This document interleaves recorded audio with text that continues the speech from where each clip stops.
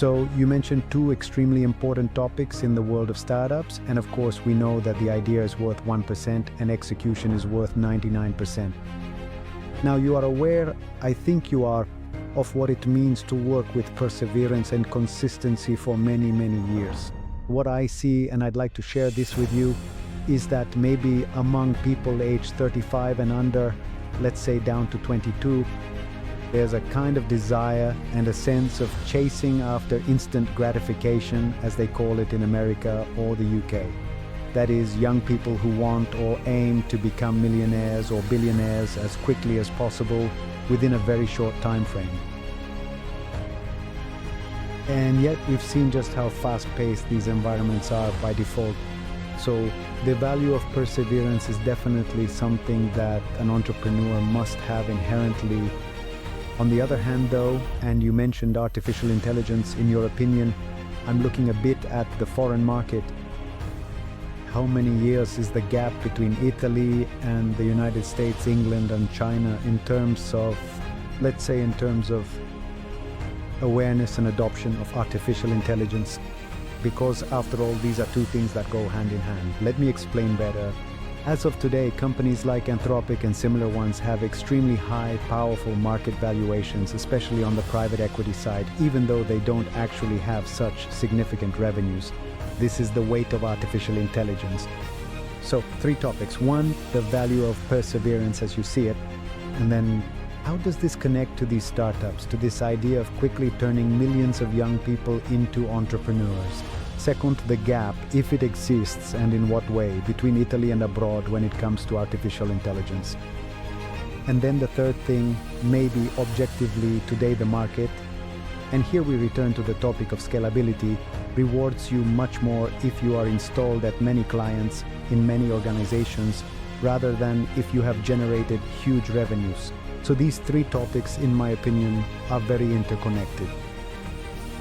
As for entrepreneurs, I've actually witnessed an evolution of the species. I don't know if it's for better or worse compared to my time.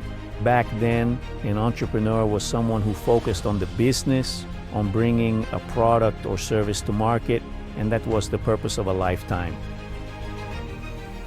Today, for new entrepreneurs, the so-called startuppers, the product to sell is the startup itself.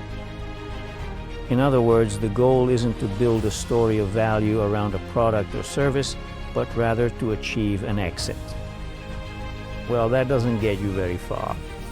Here, speculative logic comes into play, making it really hard to create real value. Because you build value with perseverance, with commitment, and with time.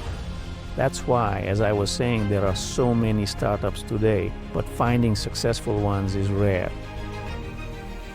It's a delicate job, because you have to find those moral qualities in the founders that aren't so common. And as for artificial intelligence, I'm convinced that it will be, and when I say will be, I don't mean some distant future. It's already the present, the operating system of any activity.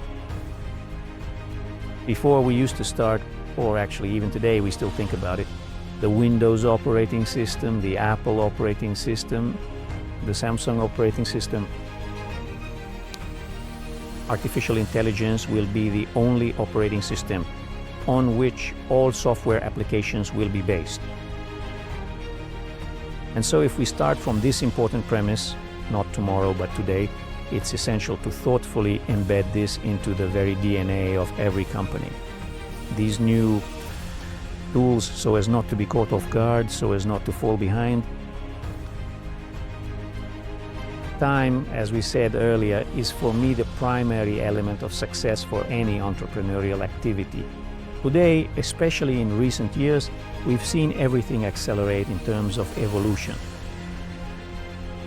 And we, as Italians and Europeans, cannot deny that we have a gap compared to others. Compared to countries like China and the United States, where investments in these new technologies are 100 times higher, not 10 times, but 100 times higher. Obviously, it's hard to compete with this reality, with these numbers.